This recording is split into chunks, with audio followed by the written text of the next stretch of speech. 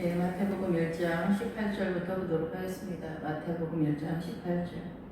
예수 그리스도의 나심은 이러하니라. 그의 어머니 마리아가 요셉과 약혼하고 동거하기 전에 성령으로 잉태된 것이 나타나더니, 예수 그리스도께서 이 땅에 임마누엘로 오시는 그런 잉태되어지는 성령의 잉태가 되어지는 그런 상황입니다. 그의 어머니 마리아가 요셉과 약혼하고 동거하기 전에 성령으로 잉태된 것이 나타났다. 우리는 이제 성령으로 잉태되었다 이렇게 하면은 이것이 가능하냐 불가능하냐 이런 이야기를 하는데, 성령으로 잉태되는 것은 하나님께서 우리를 창조하신 분인데 성령으로 예수 그리스도가 이 땅에 오시는, 그리고 하나님의 나라가 오는 것이 어마어마한 사건이다라는 거죠. 그런데 주님이 이 성령으로 이렇게 오시는 이 메시지가 이 사단의 세력 속에서도 파악을 하고 있는, 그리고 그런 정보를 능히 바라보고 있는 상황이기 때문에 이 헤롯 시대에 많은 사람들이 죽을 수밖에 없었던 그런 사건이죠. 근데 예수님께서는 이 사람의 몸을 입으셔서 이 땅에 오셔야 할 그런 이유가 반드시 있기 때문에 성령으로 잉태되는 사건이 되는 거죠. 전에도 말씀을 드렸지만은 성령으로 잉태되는, 그렇지 않으면은 사람의 후손이면은 아담의 후손이 되면서 죄인의 형상을 입는 그런 상황이 아담의 아들이 되는 것이기 때문에 성령으로 잉태되지 않으면은 그 사람이 십자가에 1000번을 매달린다 할지라도 우리의 제사함의 문제가 해결되는 것은 아닙니다. 그리고 예수 그리스도께서는 십자가를 통해서 우리의 죄를 대신 목박음을 당해주시고, 그리고 나서 부활하셔서 우리를 성령님과 그리고 이 생수와 주님의 통치권, 이 어린 양을 동물 제사를 드릴 때 그 어린 양의 기본 어근은 통치권에 대한 이야기를 하는 거예요. 그래서 우리가 어린 양을 하나님 앞에 예물을 드릴 때는 통치권을 주님이 가져가 주시고, 주님 저를 통치해 주세요, 주님이 우리의 왕이 되어 주세요, 저의 신랑이 되어 주세요, 이 고백을 하는 거예요. 소를 예물로 드릴 때는 주님 제가 제 고집을 걷고 하나님의 나라에서 일을 하면서 주님을 섬기겠습니다 라는 것들에 대한 고백이에요. 이런 모든 예물들이 다 하나님의 그런 메시지가 있는 거예요. 그래서 성령으로 잉태돼야 되는 이유는 바로 아담의 후손, 사람의 아들이면은 죄인의 형상이고, 그 죄가 계속 사람에게 나타나는 이 사단의 문화권, 이 선악과를 따먹음으로 인해서 이 사단의 통치권 속에 들어오는 그런 상황에서 나타나기 때문에 안 된다라는 것이죠. 그런데 성령으로 잉태된 것은 예수 그리스도가 사람의 형상으로 이 땅에 오셨다라는 거예요. 그냥 사람의 형상으로 그냥 왔다. 성령으로 잉태되었다. 우리는 여기다 포커스를 하는데, 주님은 사람의 형상으로 이 땅에 오신 거예요. 우리가 이해를 못하기 때문에, 하나님의 나라에 대해서 이해를 못하기 때문에 사람의 형상으로 이 땅에 오셨는데, 마리아를 통해 오는데, 이 마리아의 이름이 미디암이거든요. 그 모세의 누이. 근데 이 미디암의 그 뜻이 뭐냐면은 반역이라는 그런 뜻이 있거든요. 완고하다 이런 뜻도 있지만 반역을 하다 이런 뜻이 있어요. 그런데 예수님께서 이 땅에 오실 때 그의 어머니가 우리가 볼 때는 순종의 의미고 주의 계집종에게 하나님의 뜻이 이루어지리이다 이렇게 말하는데, 이 마리아의 이름이 구약에서에 오는 그 미리암의 이름이기 때문에 그 미리암의 이름이 반역이라는 뜻이거든요. 그래서 이 같은 뜻이 구약에서는 그 이스라엘 성도가 그 모세에게 대항하고 결국은 하나님께 반역하는 이 사단의 문화권에서의 이 사고관에 대한 이야기를 하는 건데, 여기에서 미리암이 등장하는 것은 이 반역의 의미가 이 사단의 문화권에 예수 그리스도가 그 육신을 입고 오는, 성령으로 잉태되어서 그 죄와 상관없이 이 사단의 통치권의 그 어둠과 상관없이 우리의 이해를 돕기 위해서 이 육신을 입고 이 땅에 오셔서 갓난 아기의 형상부터 우리를 섬겨주시는 내용이며, 이 마리아의 내용은 뭐냐면은 마리아 속에 잉태되어서 오시는 예수 그리스도가 이 사단의 통치권에 반역을 하는 그런 상태다. 이렇게 예수 그리스도가 이 땅에 오실 때는 사단의 통치권이 선악과를 통해서 이 세상에 다 사단의 통치권 속에 있는데, 예수님이 성령으로 잉태되어서 마리아를 통해서 오는 것이 이 사단의 문화권의 반역인 그런 상태다라고 이렇게 생각이 됩니다.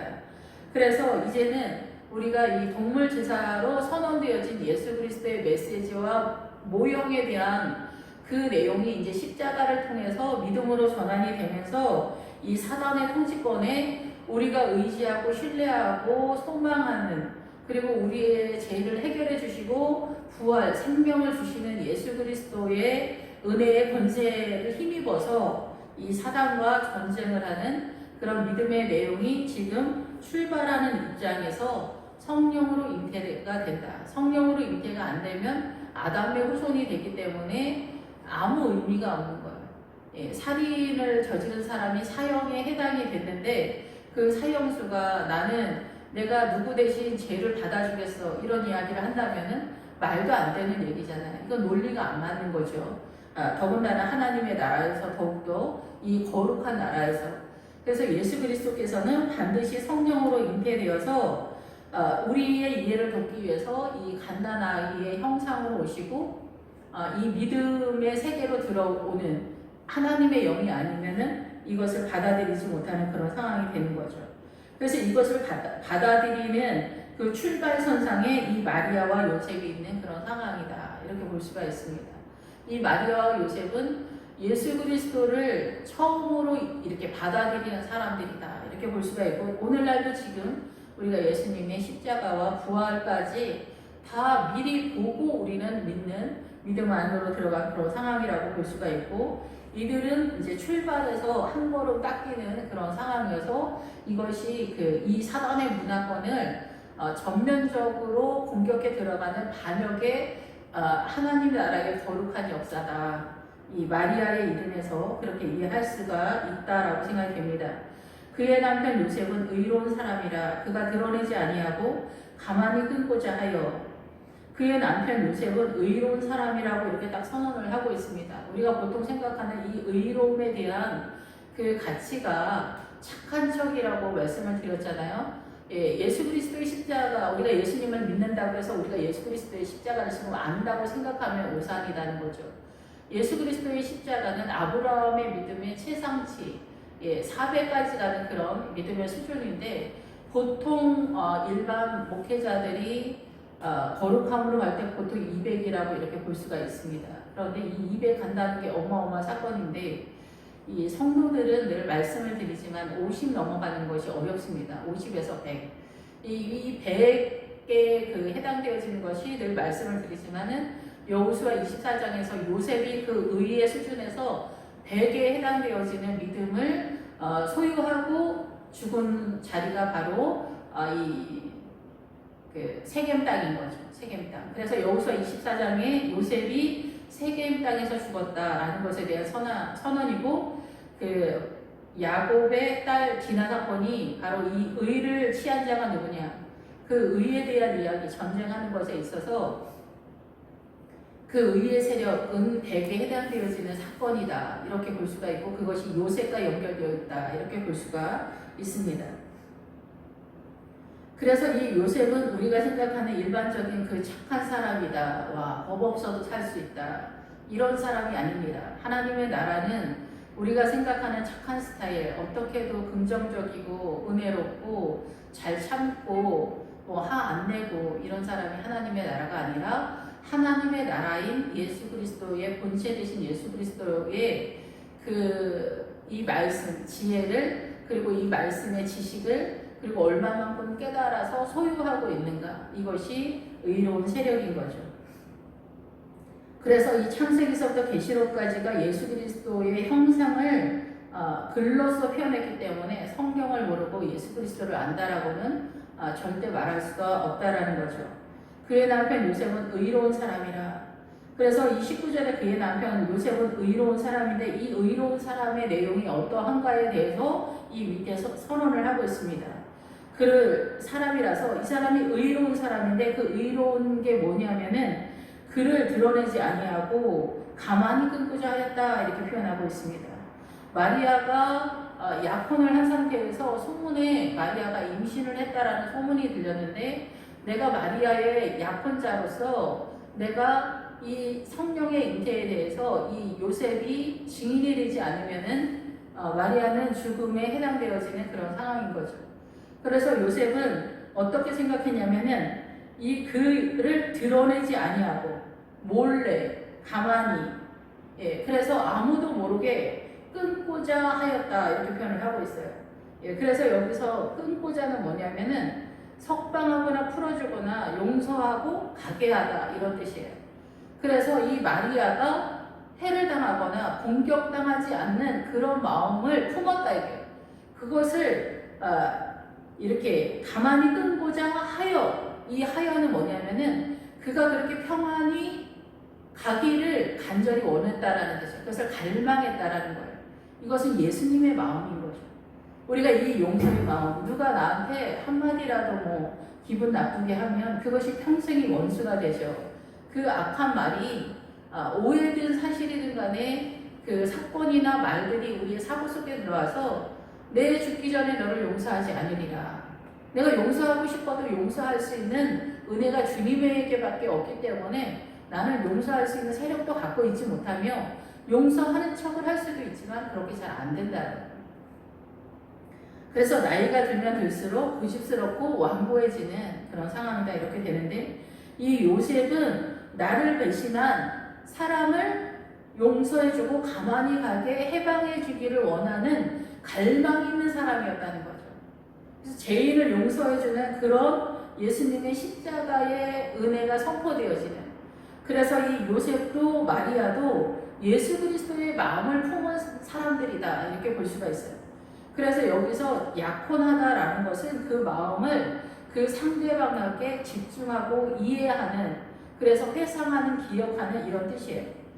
그래서 약혼은 결혼을 전제로 하잖아요.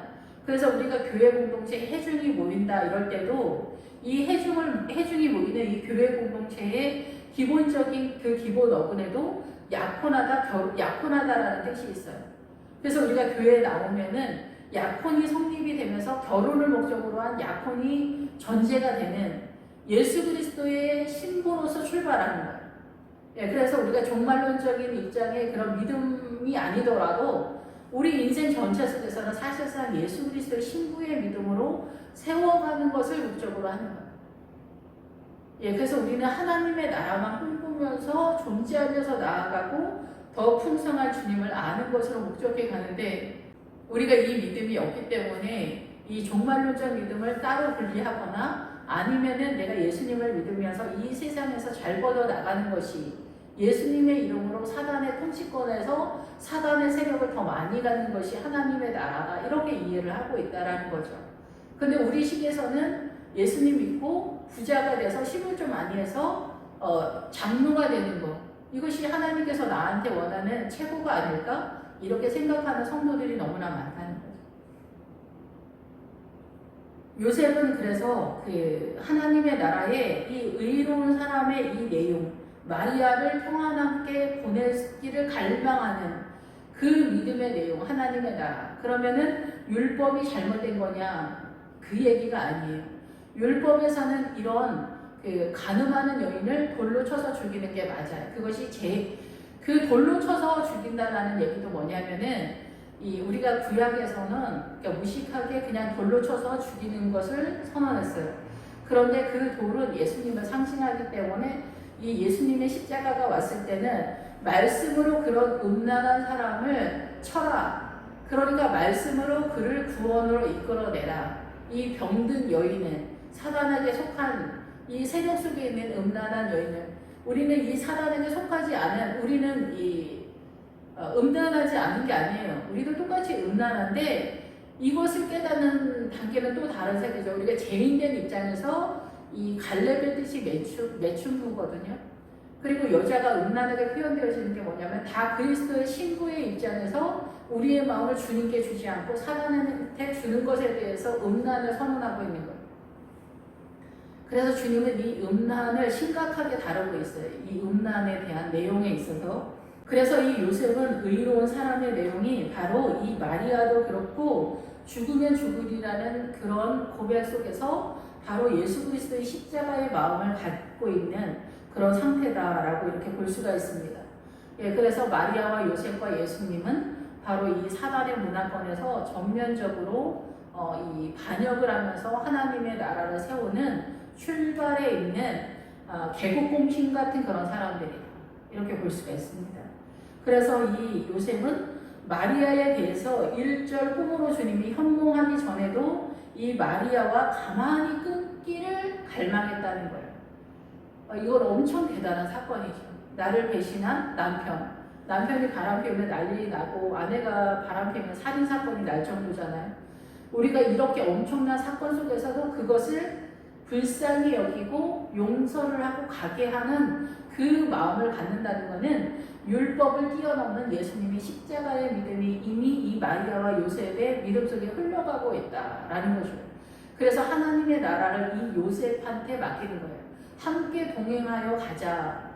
그래서 이 나아가는데 이 사단의 문화권에서 요셉이 겪는 수모는 야, 바람난 여자를 데리고 결혼을 하네. 야, 혼자가 바람난 것 같더만 아니야? 이렇게 되었을 때 이 요셉이 아니라고 말해줄 수 있는, 그래서 수모를 당하는 입장에 들어가는 거고, 마리아는 처녀가 임신을 했네, 바람이 났네, 음란한 여자다 라는 것에 대한 수모를 감당하면서 이 하나님의 나라가 세워져 가고 있는 거라는 거죠. 그래서 이 일은 목숨을 걸지 않고는 감당할 수 없는 믿음의 현주소다 이렇게 볼 수가 있습니다. 이 일을 생각할 때 주의 사자가 현몽하여 이르되, 그래서 이 요셉은 가만히 끊고자, 가만히 이 마리아를 살려서 분리해서 나아가도록, 따로 가도록 하는 것을 바라는 그 마음을 갖고 생각을 하고 있을 때에 주의 사자가, 천사가 나타나서 현몽하여 이르되, 이 현몽이라는 것은 뭐냐면은 꿈이면서 지금 나타나는 상황에 대한 이야기를 하는 거예요. 그래서 꿈은 구약의 히브리적 용어로는 꿈은 살찌게 하다 이런 뜻이거든요.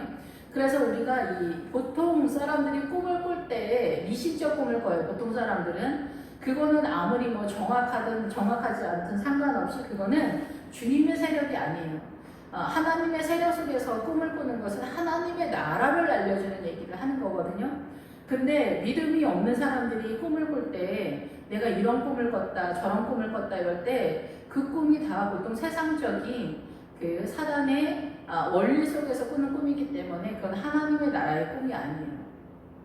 이 현몽하여 할 때 이 꿈은 살찌게 하다라는 그런 뜻인데, 이 현몽하여서 우리가 하나님의 나라를 부유하게 하는데, 현몽하여 이 꿈 말고 나타나는 상황에 대한 단어가 또 있거든요. 그 파이노라는 단어를 쓰는데 이 뜻이 빛나다 비추다, 명백하게 하다, 보이게 하다 이런 뜻이에요. 그래서 우리가 영적인 꿈을 꿀 때 현재 사실보다 더 무섭고 두려울 때가 많죠. 마귀가 나타나고 이런 상황이어서 예수님의 이름을 막 부르고 또 예수님에 대한 믿음이 아니면 이 사단이 두려워하지 않기 때문에 꿈에 우리가 사단이 나타났을 때 그리고 사단이 역사하는 어떤 사건들을 보게 될 때 이 엄청난 두려움을 느끼죠. 그래서 우리가 귀신을 만나면 명이 짧아진다 뭐 이렇게 할 정도로 귀신의 세력은 우리의 그 오장육부를 다 이렇게 결박하는 그런 세력으로 나타나게 되는 거죠. 예, 그래서 여기서 현몽하여 이럴 때 주의 사자가 이 요셉에게 꿈으로 나타날 때 가장 빛나고 분명하고 명확하게 빛내서 이 분명한 사실을 보인다 이런 뜻이에요. 분명하게 꿈에서 저의 부족한 것이나 이런 것들을 보게 하실 때가 많이 있어요. 꿈을 통해서. 예, 그래서 요셉아 내 아내 마리아 데려오기를 무서워하지 말라. 그에게 잉태된 자는 성령으로 된 것이다. 이러면서 마리아는 잉태에 대한 믿음을 요구하고 있고, 이 요셉에게는 예수 그리스도가 누군가에 대해서 주님이 요셉한테 이야기를 해줘요. 그래서 이 마리아가 더 대단하다. 아니 요셉은 그냥 숟가락 하나 얹은 거야. 옛날에 천주교 신자였던 분이 이제 개신교로 오셨는데 그분이 마리아가 다 하는 거고 요셉은 뭐 아무것도 아니야 이렇게 이야기를 하시더라고요. 그래서 제가 그 얘기 듣고 3일 동안 3일 밤낮을 이 요셉의 의로움에 대해서 묵상한 적이 있어요. 제가 뭐 의도한 게 아니라 그렇게 됐어요. 3일 동안 이 요셉의 의로움이 뭔가, 이 선함이 뭔가라고 묵상을 했을 때 이 요셉의 의로움은 보통 사람의 세계를 말하는 게 아니라는 걸 알게 되죠. 그때 청년일 때, 어릴 때였었는데, 그래서 성령으로 잉태된 자는 잉태된 자는 성령으로 된 것이다라고 요셉한테 알려준다는 거죠. 그것을 감당할 수 없으면 트러블이 생기고 여기는 하나님의 나라, 빛의 나라이기 때문에 받아들일 수 없는 사건이 벌어지게 되죠. 믿음이 없을 때는. 예, 그리고 아들을 낳으니 이름을 예수라 하라. 아들을 낳게 될 거다 얘기를 하는 거고, 이름을 예수라 하라. 그래서 이 예수라는 이름은 여호수아라는 뜻이죠. 히브리어로는. 예, 그러면서 이 예수라는 이름이 그가 자기 백성을 그들의 죄에서 구원할 자이심이라. 그래서 예수는 구원이라는 뜻이죠. 주님이 우리를 구원하신다. 예수님, 날 구원해 주세요. 예수님의 이름으로 기도합니다. 주님, 저를 구원해 주세요. 이 구원은 인생 전체 속에서 이루어져 가는 것이기 때문에 어느 순간 딱 이루어지는 건 아니에요. 어느 순간 딱 이루어지는 사건으로 표현되는 것은 너의 이름이 생명록에 기록됐다. 우리가 예수님을 믿고 출발해서 이렇게 갈 때 이 생명록에 나의 이름이 기록될 만한 수준이 되면은 생명록에 이름이 써지는 거죠. 예, 그리고 처음 출발부터 이름이 올라가는 사람들도 있겠죠. 예, 그런데 출발에는 올라가지 않는데 중간에 올라가는 사람이 있을 거고, 중간에 이름이 또 사라지는 사람들도 있습니다. 예, 그래서 이 예수라는 이름을 부를 때 예수님의 이름으로 기도합니다. 우리가 평상시에 예수님 그 이름을 늘 불러줘야 돼요. 예, 오고 가는 이 발걸음 속에서도, 우리가 어디를 다닐 때나 버스 안에서나 직장에서도 늘 예수님의 이름을 불러주는 게 되게 좋고, 기도할 때뿐만이 아니라 다른 데도 주님, 저를 구원해 주세요. 예수님 이름을 부르면 그 메시지가 들어가는 거예요. 나무아미타불 간생보살, 이 얘기가 뭐예요? 나무아미타불 간생보살, 천국에 가게 해주세요. 뭐 그런 뜻이라고 들었던 것 같아요. 천국에 가게. 나무아미타불 간생보살. 불교에서도 그 용어를 계속 쓰는 것은 주문처럼 그렇게 사용하는 거죠. 남녀호랑개들도 뭐 그런 어쩌고 저쩌고 뭐 말을 하면은 뭐가 있다 이렇게 얘기를 하던데, 이런 것들이 있는데 우리는 예수님이에요. 예수님 도와주세요. 이 얘기 하지 않아도 예수님 이 얘기만 불러도 이 예수님 나를 구원해 주세요. 주님 나를 불쌍히 여겨 주세요. 이 얘기가 되는 거예요. 그래서 예수님께서 우리가 이 종말의 신앙으로 갈 때 주님이 언젠가 제가 작전 기도를 하고 났을 때 그 답이 이거였거든요. 내 이름을 사용해라. 그래서 예수님의 이름을 부르는 것은 주님 나를 구원해 주세요. 나를 도와주세요. 그리고 주님 저를 사랑해 주세요. 제가 주님을 사랑합니다. 주님 저를 불쌍히 여겨주세요. 이런 의미들이 이 예수님이라는 이름 속에, 예수라는 이름 속에 다 들어가 있는 거예요. 예수님은 메시아다. 예수 그리스도까지 가면은 완전해지는 거죠. 주님은 나를 구원해 주실 완전한 분이시다. 메시아시다. 예, 그런 뜻이잖아요. 그래서 그가 자기 백성을 그들의 죄에서 구원할 자이심이라 하니라. 그래서 이제 주님이 신약시대에 올 수밖에 없었던 거는 창세기서부터 말라기까지 예수 그리스도의 형상을 담아놨기 때문에 그래요. 그래서 예수님이 이 땅에 오셨을 때 창세기서부터 말라기까지의 성경 속에서 예수 그리스도의 형상이, 예수님은 이런 분이구나, 예수님은 우리의 창조자가 되시는구나, 주님이 우리의 왕이시구나, 이런 모든 것들이 아가서뿐만이 아니라 창세기서부터 말라기까지 예수 그리스도의 형상을 다 묘사를 해냈기 때문에 다 그렇게 스케치로 그려놓은 그 그림을 예수님이 딱 왔을 때 이 구약을 통해서 예수님을 알아먹는 그런 상태가 되는 거예요. 주님은 이런 분이시지. 주님은 사랑이 많으시고 우리를 오래 참게 하시지. 그리고 우리가 이 생명의 길을 갈 때 이럴 때 이렇게 말씀하시지. 니네가 길을 모르겠거든 양들이 있는 곳으로 가라. 이런 말씀들을 따라 우리가 주님께 나아가는 거고, 주님 제가 이렇게 할 때는 어떻게 해야 되나요? 이런 것들이 창세기에 다 있고, 너희들의 사고는 다 사단의 왜곡된 사고를 갖고 있기 때문에 창세기서부터 계시록까지의 성경에 이렇게 써놨으니 이 성경을 통해서 이 왜곡된 너희들의 사고가 다 예수님의 나라, 하나님의 나라, 아들의 나라로 전환시켜야 된다. 그래서 믿음으로 하지 않는 모든 것은 죄다라고 이렇게 주님이 말씀하고 있다라는 것입니다. 그것이 바로 예수라는 이름입니다. 그래서 이 예수님의 이름을 부를 때 옛날에 그 청춘의 덫이라는 드라마가 있을 때 거기서 유호정인가 이종원의 이름이 거기서 이름이 뭔지 생각이 안 나는데 그 이종원의 이름이 있어요. 이종원의 이름이 있는데 그 유호정이가 하는 여자가 그 이종원의 이름을 부르면서 이 차속에서 이제 헤어져야 되는 그런 상황이니까 나중에 이종원의 이름이 종원이라고 한다면 종원아 그 이름을 계속 부르면서 울면서 내가 이 이름 부르기를 그렇게 좋아했다 이 얘기를 하면서 울면서 그 헤어짐에 대한 마음 아픔을 표현하는 게 있거든요.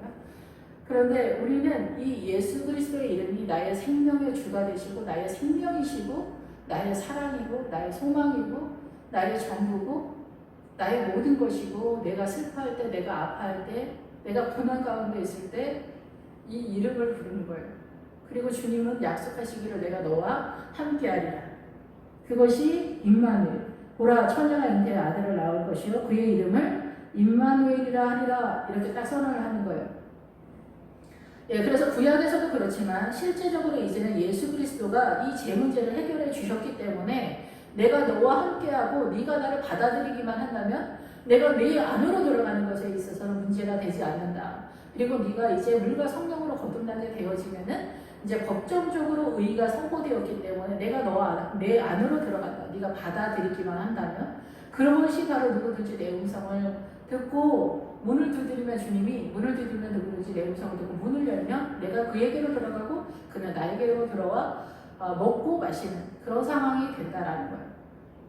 나는 주의 성전으로 들어가고 주님은 내 안으로 들어오시는 주님이 내게 찾아오는 내용 이 보잘것없는 초라한 다 떨어져 가는 30년 폐허 같은 이 오막살이 같은 나의 영혼 속에 찾아오는 주님 내 가난한 영혼을 찾아오는 주님 나는 그 영화로운 예수 그리스도의 성전 안으로 들어가는 그 영화로 이렇게 같이 전혀 다른 세계가 믿음 안에서 흘러가는 그런 구조를 띠게 되는 것입니다. 예, 그래서 이 예수 그리스도의 이름, 이 예수님, 이 예수님의 이름이 우리가 그렇게 우리의 영혼의 그 깊은 곳에서 우리의 생명을 다하는 그 간절함으로 부르는 이름, 그 예수 그리스도다라는 것입니다. 이를 번역한즉 하나님이 우리와 함께 계시다. 우리는 주님이 우리와 함께하는 게 잘 이렇게 느껴지지 않고 이 세상의 그 두려움 속에서 우리는 항상 겁을 많이 먹는 것 같아요. 예, 그래서 주님을 따라가는 것이 우리 몸에 불이 붙은 것 같은 그런 상황이 많이 있습니다. 요셉이 잠에서 깨어 일어나 주의 사자의 분부대로 행하여 그의 아내를 데려왔으나 데려왔다는 것은 받아들였다는 것, 이 모든 사건을. 그래서 우리가 믿음의 영적 전쟁을 하시는 분들은 다 이렇게 영적인 꿈을 꾸고 그 영적인 꿈 속에서 내 가난함과 내 죄를 발견하면서 이 말씀을 따라 이 말씀에 나를 맞추고 주의를 맞추고 예배를 맞추고 11조를 내 생명처럼 드리면서 그리고 이 여전도의 남전도의 일을 이 바쁜 와중에 주님께 내 마음을 드리는 그 표현이 이 교회 공동체에서 활동하는 것. 그리고 내가 직장 다니면서도 예수 그리스도의 존재로, 예수 그리스도의 남자나 여자나 예수 그리스도의 신부의 그 존재로서 오늘 또 한 걸음 주님을 따라가는 그 삶의 하루하루가 우리에게 요구되고 있구나 이런 생각이 듭니다. 우리가 늘 이런 것들에 대해서 청년 때는 하나님의 나라를 아주 크게 화려하게 이렇게 크게 보는 것 같아요. 산을 보듯이 아무리 주님의 나라를 잘 알려고 해도 잘 보이지 않고 큰 산을 보는 것처럼. 그런데 이 아론의 하나님의 그 보배로운 기름이 아론의 수염을 타고 옷깃에 내려온 같이라고 이야기할 때 그 아론의 수염이 뭐냐면은 늙어가다라는 뜻이에요. 늙어가다. 너희가 늙어가면서 하나님의 나라가 하늘 보좌에서부터 그 보배로운 기름이 헐몬에 있으니 시온산에 내림같이 그렇게 우리 인생 전체 속에 하나님의 나라가 스며 내려온다. 그 얘기를 하는 거예요. 우리의 사고와 우리의 입과 우리 심장 속에 그렇게 흘러내려온다라는 그런 뜻이고, 우리가 장로라는 뜻도 늙은이라는 뜻이잖아요. 그래서 이 장로님들은 하나님의 나라를 세워가는 그 목회자의 애다름 속에 협력하고 옆에서 서 있는 것만으로도 성도들이 대적하여 들어올 때 목회자 편을 들어줘라. 오랜 세월 너희가 늙어서 경험하지 않았냐. 너희 젊었을 때 나도 젊어서 그럴 때 다 그랬다. 나도 젊어서 다 목사님이 이상한 줄 알았다. 그 얘기 해주라는 거예요. 장로가 돼서. 근데 장로가 돼서 목회자를 대적한다라는 거는 이거는 너무 슬픈 이야기죠.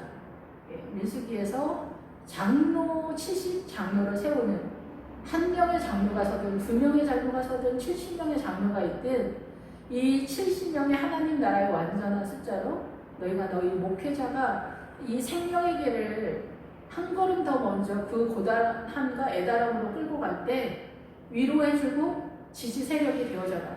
너희들의 젊은 날, 너희들의 젊은 세월에 하나님의 나라를 알지 못할 때 너희들이 지었던 그 모든 날들을 기억하면서 그거를 우리에게 요구하고 있다는 것입니다.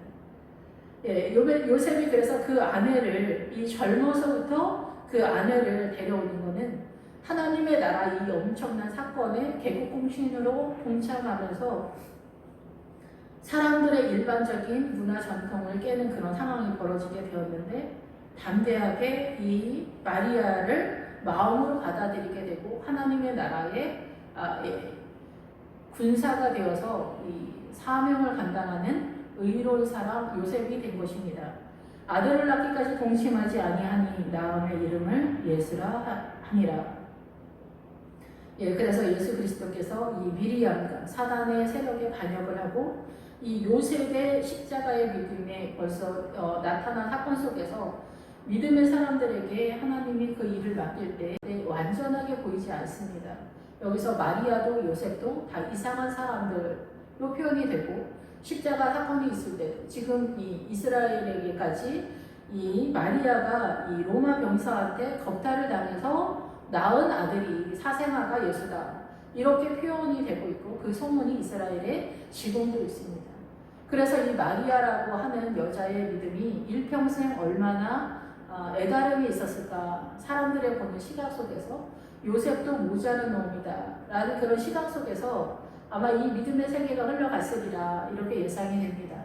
오늘도 가난한 그 삶의 내용 속에서 하나님의 나라를 꿈꾸어가는 그 절망의 늪에서 허덕이고 있는 많은 권사님들 그리고 장로님들도 계실 것이다. 집사님들도 많이 계실 것이다 이렇게 생각이 됩니다.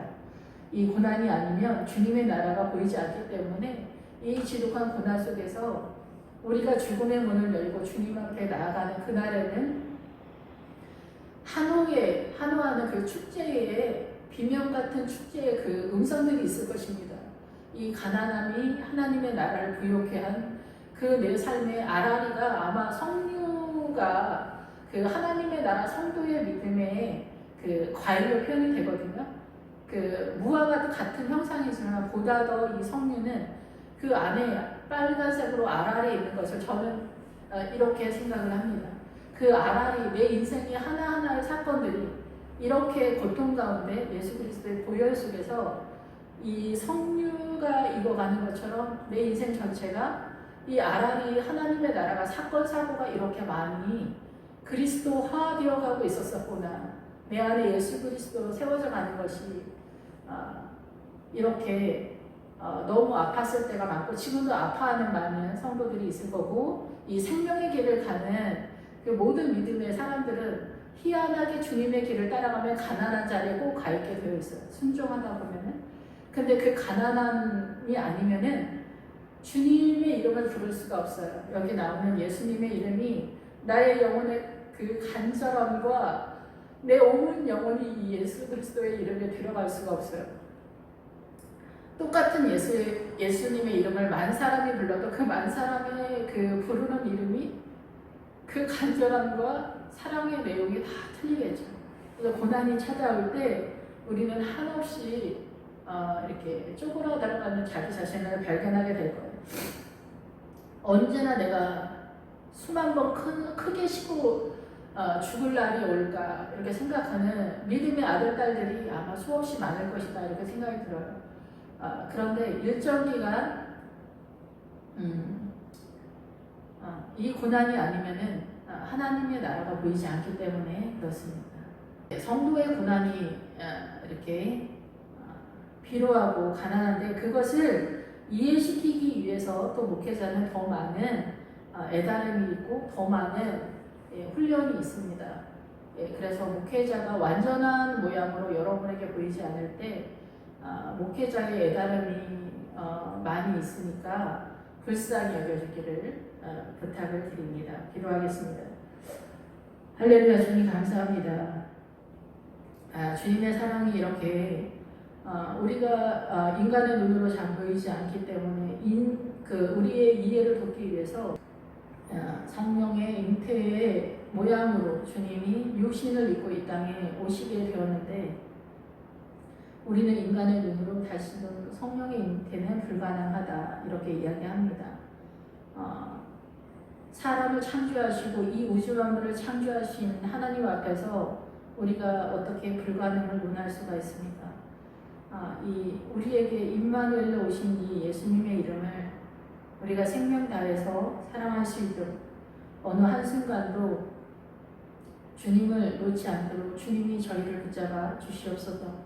금가운보다 너희가 더욱더 긍휼을 바랄 것이라 말씀하신 그 말씀을 의지하고 기도합니다. 주님, 저희를 불쌍히 여겨 주시옵소서. 주님 앞에 범죄하지 않도록 주님 인도하여 주시옵소서. 언제나 우리의 생명과 사랑과 소망과 우리의 모든 것이 되시고 우리의 전부이신 예수님의 이름, 예수 그리스도의 이름으로 기도했습니다. 아멘.